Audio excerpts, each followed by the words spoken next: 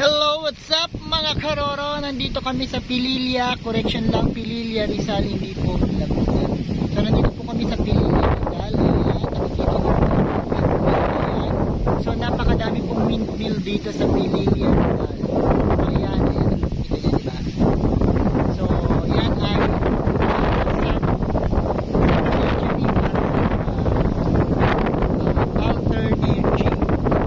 alternative para sa mga energy na ginagamit nila dito siguro sa Rizal. So ayan, nakikita nyo diba, ang dami. So na-base lang ako, ang akala ko kasi sa Union lang meron yan.